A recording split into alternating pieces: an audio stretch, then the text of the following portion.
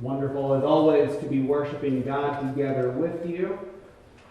We have been studying through the Sermon on the Mount lately. Just to recap where we've been so far, at the beginning of Matthew 5, Jesus gave a primer on kingdom character and how we transition from that state of brokenness before Him to a mature and rightful standing before Him. Then he gave an explanation of our kingdom influence upon the world. And then he gives a clarification that he is not a rebel against the law of Moses. That was a charge that many made against him, that he was advocating for people to disobey God's law, to disobey the things that had been commanded to the people. But he does proceed to show how many of their common explanations of the law are wrong, that they've been misapplying it and not correctly interpreting what God wants them to do. And what I have kind of lumped that whole section together as is something called the heart of the law. And in the last lesson in this series, we started that discussion where Jesus says, I'm not here to dismantle the law and the prophets, to contravene them in any way. I am here to fulfill them. And then he goes through these 6 antitheses. You've heard that it was said, but I say unto you.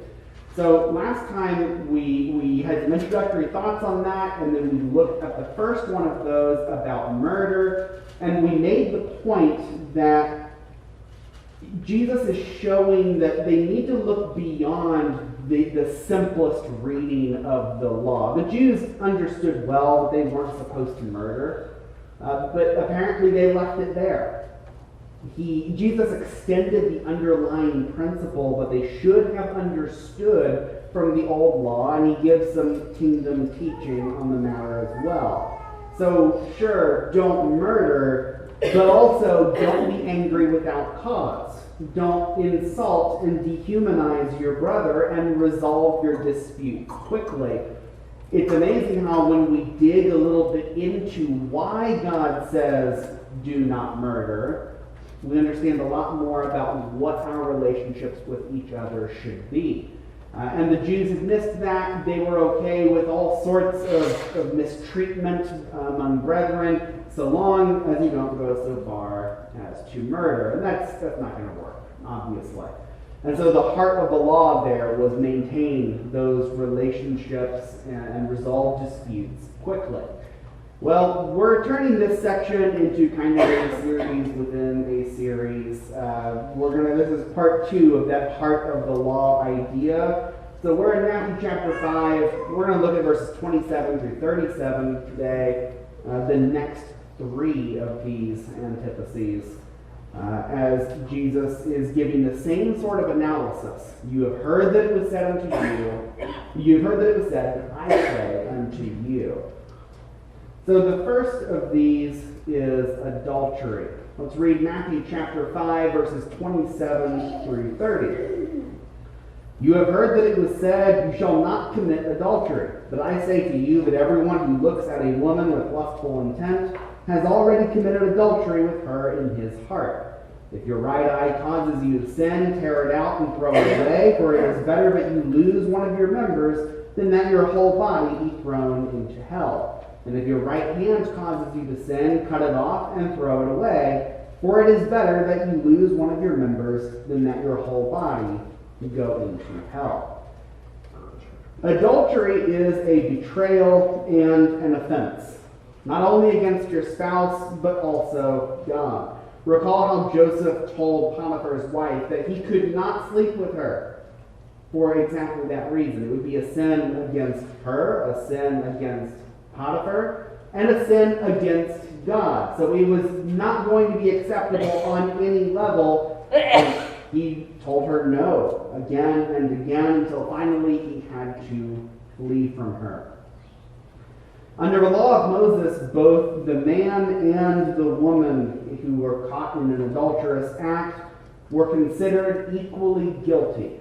That's in cases of consensual adultery, of course. We've been going through Deuteronomy on Sunday mornings and looking at some of these laws. And God actually does distinguish between an assault and between adultery that is consensual. And I say actually, not because that should be surprising to us, but a lot of laws throughout history have not recognized the difference and have found the woman guilty regardless.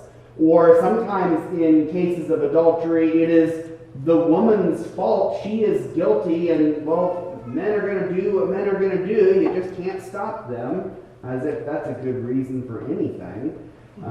God holds his people to a much higher standard than that.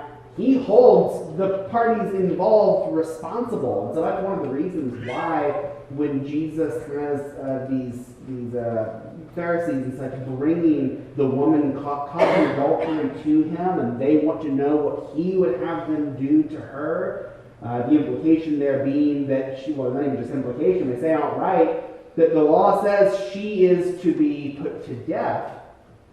Jesus doesn't go that direction. And one of the reasons for that is they're not following the law the way that they should. You actually look at what the law says, and the man and the woman are both guilty. They've only brought the woman. And they've claimed that they caught her in the act. So either they're lying, or they're covering up the sin of the man involved. So justice is not the goal here. This is something that needs to be thrown out, or they need to start over and do it properly. See, the law of Moses was very particular on how to deal with adultery. Marriage is something valuable to God, not just in terms of the relationship between a man and a woman who are bound together, but it also reflects God's relationship with his people. If you read through the prophets, a common component of their chastising of the people at different times was telling them that they were like an unfaithful wife. They use words like adultery. They call the nation as a whole prostitutes. Those are typical analogies of the people's unfaithfulness toward God. But that leads us to an interesting thought.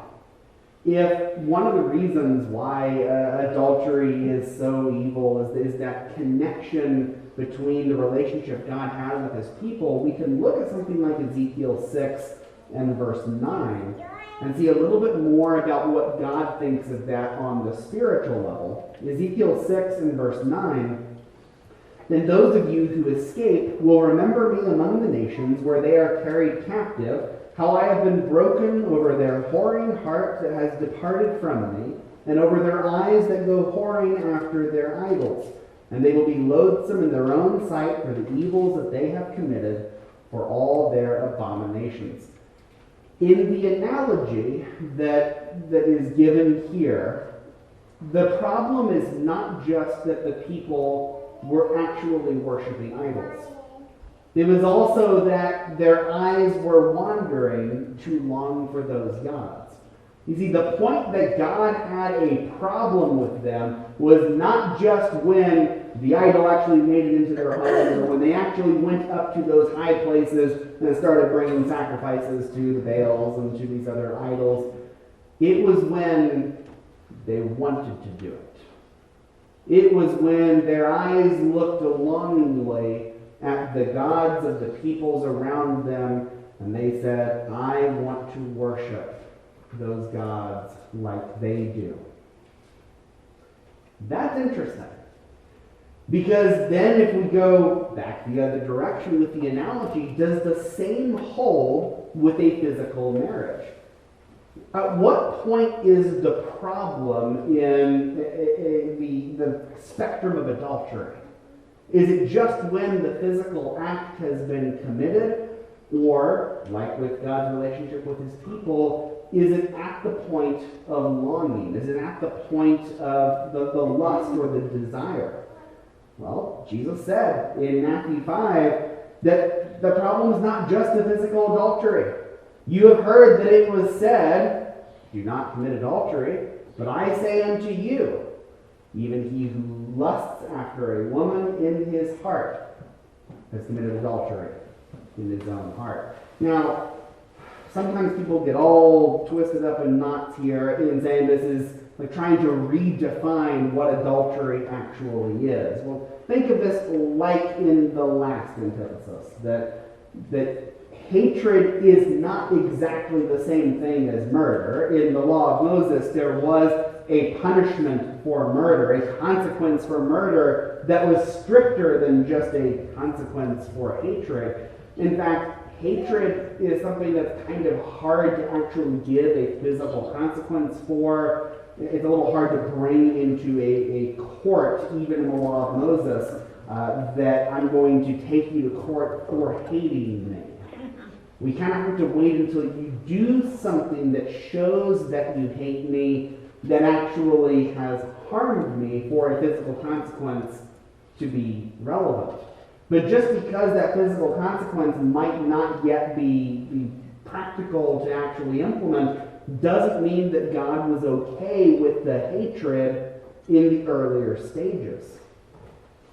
Likewise, with adultery in the law of Moses, it was a capital offense. The man and the woman were to be put to death when they had committed adultery. The same was not said for when they're lusting after each other. For when they are looking longingly, yet it is still a sin. And it is still unacceptable to God. And there's a couple reasons for this. Like when we discussed with murder, murder typically does not come out of nowhere.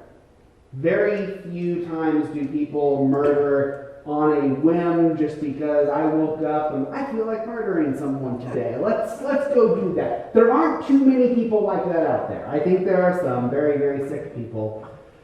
But really, that's not how most murders happen. Murder is born out of anger. Murder is born out of passion. And so one of the ways we prevent murder is we prevent the anger, we prevent the hatred, we prevent the relationship from degrading to that point where such an act could even be possible. Well, same thing with adultery, right? Do most people just wake up and say, I'm going to cheat on my spouse today? I don't think so.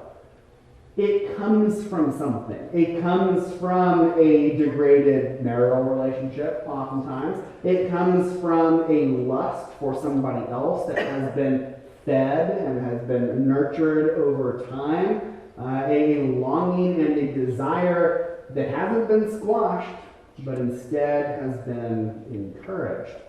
And so one of the big reasons why lust is a problem is because we're not going to be naive here. We know what it can lead to. And we know that there are many people throughout history, even good people, even disciples of God, who never intended to cheat on their spouse, who never intended to let it go that far, and then it just happened. It didn't just happen. You fed the desire to get it to that point, and then you were pushed over the edge. That is very often the way that happens. But also, like we discussed with murder, the anger and the hatred was wrong not just because of its potential to lead to murder, but because it was against God's plan inherently. Even if you never did murder anyone, if you show anger without cause, if you dehumanize and insult your brother, and if you are hateful, that is displeasing to God on its own merits. Well, the same is true for lust. Even if you never cheat on your spouse physically, even if you never actually go commit adultery, it's still against God's plan. Even looking at a person with lustful intent is harmful. And so we must exercise extreme control over ourselves to kill the sin of lust. Jesus uses hyperbole here, two parallel statements that are hard to read. They're hard to read if you take them very seriously, right? It's easy if you can brush it aside and go, wow, Jesus is exaggerating so strongly. And you know, it is hyperbole, but it's hyperbole with a point. He's saying, tear out your eye, cut off your hand, get control of yourself so that you do not lust after someone who is not your spouse. I have heard so many excuses, so many rationalizations that lust is unavoidable, that lust is natural, lust doesn't harm anyone, it is victimless, it is purely fantasizing, it is purely the innocent expression of desires that nobody would ever actually act on. Jesus says, get control of yourself. And go to whatever lengths are necessary to do it. He's not advocating for literal self-mutilation. What he is advocating is that you take this extremely seriously, and that you do not allow yourself to excuse harmful, evil behavior that is wrong on its face and wrong for what it could lead to as you continue to feed it. And so the heart of this law on adultery, do not commit adultery against your spouse, the heart of this law is about more than adultery. It's be faithful in every way to your spouse. Every way. Great and small. Next up is Matthew 5:31 and 32 about divorce. Matthew chapter 5, verses 31 and 32. It was also said, whoever divorces his wife, let him give her a certificate of divorce. For I say to you that everyone who divorces his wife, except on the ground of sexual immorality, makes her commit adultery, and whoever marries a divorced woman commits adultery. Deuteronomy 24, which is a chapter we studied very recently in our Sunday morning class, includes regulation on what happens when a man divorces his wife.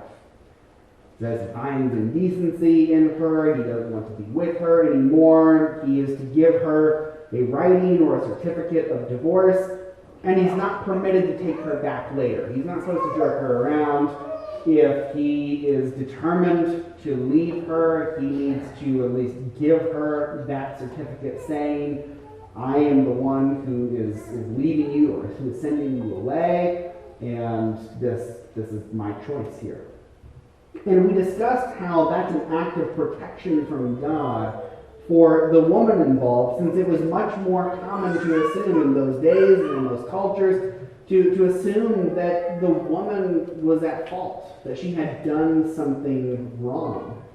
Maybe she had even been unfaithful to him. One thing we see in the law of Moses is a little bit different than the law that we have today in Christ. There's a certain kind of law that is a regulation of an undesirable act, not necessarily an authorization of the act itself. And that's because of one of the key differences in the law of Moses. It was a spiritual law for the people as God's people, but it was also a civil law meant to govern a nation. And so there were certain contingencies that needed to be dealt with. When this bad thing happens, take this action to limit the damage, or you are guilty of greater sin, greater crime, in compounding the harm. And so we see that in a number of cases. And God has a few of these laws, several of these laws, that he is not authorizing the underlying act. He's simply saying that if you have done this, then you need to at least mitigate the damage by, in this case, writing the certificate of divorce. Unfortunately, the Jews pretty quickly missed the point of some of these laws, including the divorce law, and the rabbis split into camps trying to define what the indecency could be. Remember that In Deuteronomy 24, it said that the man finds some indecency in his wife, he wants to divorce her, he gives her a certificate of divorce. I believe Mark actually mentioned this in the class, that Rabbi Shammai defined that indecency specifically as the woman not being chaste. So he had a very narrow view of what could qualify here, whereas Rabbi Hillel opened it up to basically anything, even spoiling dinner. So dinner doesn't turn out right, he's mad, wants to send his wife away. To Rabbi Hillel, that was acceptable, and just give her the certificate of divorce, and that is okay. But both of these camps and other people made the same mistake of assuming that divorce was necessary, that divorce was assumed and authorized, that this was always part of the plan. They're kind of like echoing the same idea that I've heard people say today, saying nobody actually stays married their whole lives. Or if they do, they've got to be miserable the whole time. That people just aren't made to commit to anything for life. So Jesus backs the whole discussion up and he says that divorce is not desirable and it's not good. The basic definition of divorce is that it is a sinful act that creates adulterers. That's the basic definition. It's not desirable, it's not good, it's not necessary, and it's never the plan. Now, Jesus carves out a narrow exception here, and he'll go on to talk about that more in Matthew 19, when the Pharisees do this exact same thing. When they say Moses commanded to give this writing of divorce, as if Moses is saying, I know you're all going to divorce, just make sure to do it this way. That's not what Moses was saying. That's not what Deuteronomy 24 is saying. And divorce was never what God wanted. Jesus says the basic rule of divorce is it is evil and it creates adulterers. The only exception to that is in the case of sexual immorality. And even then, it's not necessarily good. It's still the death of something that was intended to be for life. It's allowed. It is. And it can be done without sin, at least on the part of the innocent party involved. But it was never God's plan, and it was never necessary, and it was never inevitable. And so the heart of the law of divorce isn't to give us a big maze of ideas of all the different ways that we should divorce and for what reasons we should divorce. The heart of the law of divorce is that marriage is a lifelong commitment. Stay married. Don't get married until you're ready to commit, and stay married so that you don't sever something that God has put together. And then thirdly, Matthew 5:33 through 37, about swearing oaths. Matthew 5:33 through 37. Again, you have heard that it was said to those of old, you shall not swear falsely, but shall perform to the Lord what you have sworn. But I say to you, do not take an oath at all, either by heaven, for it is the throne of God, or by earth, for it is his footstool, or by Jerusalem, for it is the city of the great King. And do not take an oath by your head, for you cannot make one hair white or black.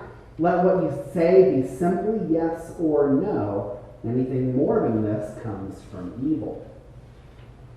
There are several commands given in the Old Testament regarding oaths. Jesus basically combines them together here, summarizes them, saying, don't swear falsely and do what you promise. A couple examples. Leviticus 19 and verse 12 says, you shall not swear by my name falsely, and so profane the name of your God. I am the Lord. And then in Numbers 30 and verse 2, if a man vows a vow to the Lord, or swears an oath to bind himself by a pledge, he shall not break his word. He shall do according to all that proceeds out of his mouth. So those are a couple examples. There are others that say essentially the same thing. And the idea here is that it is serious to promise something to God, to swear something to God. So don't do that lightly. You must follow through.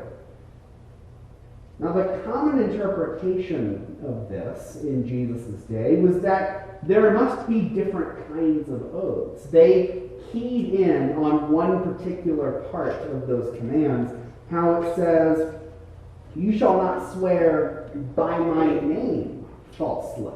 Well, that means I can swear falsely if I want, as long as it's not by God's name. See, we're getting a little too clever for our own good here. Just be careful not to invoke the name of God, and it doesn't really matter if you have sworn that oath or not. And we're not making this up. We can actually see this in Matthew 23, 16 through 22, where Jesus addresses this very thing. He says, "Woe to you, blind guides, who say, if anyone swears by the temple, it is nothing, but if anyone swears by the gold of the temple, he is bound by his oath. You blind fools! For which is greater, the gold or a temple that is made gold sacred? And you say, if anyone swears by the altar, it is nothing, but if anyone swears by the gift that is on the altar, he is bound by his oath. You blind men! For which is greater, the gift or the altar that makes the gift sacred? So whoever swears by the altar swears by it and everything on it, and whoever swears by the temple swears by it and by him who dwells in it. And whoever swears by heaven swears by the throne of God and by him who sits upon it." As you can see here, this even went beyond just the explanation I gave a moment ago on swear by God's name and it matters, swear by anything else and it doesn't. The Pharisees started to create this complicated web of regulations on which vows you were obligated to keep and which ones could be safely disregarded. And their rationale is just mind-boggling. Jesus picks a couple pairs of things here that point out the absurdity of it. I swear by the temple that I will do this. That doesn't mean anything. But I swear by the gold of the temple that I will do this. Now I'm bound by it. I swear by the altar. That means nothing. I swear by the offering on the altar. Well, now I'm bound by it. They had a lot of rules like this, and it reminds me a lot of the thing that kids do when I promise that I will do something. Well, I pinky promise that I'll do something. You believe me now? I pinky promise. But, I've got my fingers crossed behind my back, and so that negates the pinky promise, and so maybe we need to do a double pinky promise to make sure that we know that we're not up to no good. Okay, that's something that silly kids do. And hopefully most of us grow out of that and realize that it's far better to just do what you say you will do. And in fact, Jesus tells them, you've missed the point. Quit taking oaths if you're going to devalue them like that. The question here is truth only valuable when we attach the literal name of God to it? Sometimes you hear people even do it with oaths. Kind of the adult version of that will be to say, I swear, or I swear on my mother's grave. We've got to bring something important and sacred to me that you're going to know that you can take me seriously, that I mean this. When God said, if you swear an oath by my name, you must keep it, he was not opening up the door to falsehood in any other circumstance. You have to ignore everything that God has ever said about truth and lies to come to that conclusion. God values truth. And yes, it is especially bad when you invoke the name of God to say something and you are lying. But it doesn't make any other kind of lie okay. God takes offense at every falsehood, whether his name is specifically invoked or not. Jesus says, let your yes mean yes, and your no mean no. Don't make people play games. Whether you're pinky promising or double pinky promising or swearing by the temple or swearing by the gold in the temple or swearing by the name of God or by the earth underneath, just do what you have said. Now, I will point out, oaths have a time and a place. God swears oaths in different places in the Bible, so we see that it's not an inherently evil act. We even see godly people doing this in the Bible, including in the New Testament. Paul swears an oath, and he does so without condemnation, without any reason to believe that that was wrong. Swearing an oath is not inherently evil, but it does matter why you're doing it. I think the best way to think about this is that oaths show gravity. They bring a recognition of the importance of an occasion. They don't bring truthfulness. The truthfulness should already be there. Jesus is saying, let your yes be yes and your no be no, that people always know that you're going to do what you said you would do. In fact, we recognize the same kind of thing today. Got a lot of married people in this room.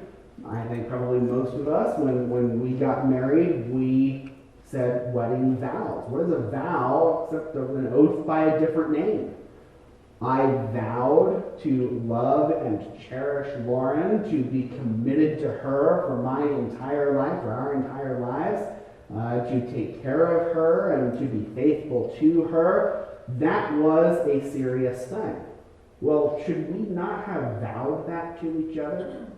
Are we breaking Jesus' statement here by bringing this to a level of a vow or an oath? Well, we could have been, if the only way that either of us could be believed is if it took a vow to do it. When we took a vow, it wasn't because that's how you have to know that I'm serious. It's a recognition by all parties involved, this is a serious matter. And, if we had had a wedding ceremony without vows, which you absolutely can do, you don't have to say those vows, that's a tradition we have, and other cultures have a different sort of tradition, and you can get married with just a simple acknowledgement of, hey, you want to be married to me? Sure. I want to be married to you. Let's go sign paperwork. Now we tell people we're married. Cool. That's enough to be married, and it's just as binding as any other kind of marriage. It doesn't require that you take an oath, but most of us do take that oath as a recognition that this is serious. So it doesn't bind you any more heavily, and it doesn't have a higher level of truth to it. It's simply us acknowledging the gravity of the situation. And there's a lot of cases where we do something like this. An oath in a court is something similar. If I'm called as a witness in something terrible that has happened, this weekend I saw a little boy get hit by a truck in our parking lot. And I don't know if anything's going to come of it legally or not. I told the boy's mom I would be willing to cooperate if she needed a witness for anything. But if that goes to court and if I get called as a witness for it, they're going to ask me to take an oath. And there's serious things at stake there. Because if that driver is found guilty of negligence, he could face consequences, punishments. And so some acknowledgement that this is a serious matter. We're not joking around here. We're not playing a game, that there are people's lives at stake and real consequences at play. An oath could be appropriate there, but not if I'm such a scoundrel that you got to make sure to pin me down to know if I'm going to tell you the truth or not. You see the difference? That's what Jesus is saying here with these oaths. Let your truthfulness be known regardless of how you do it.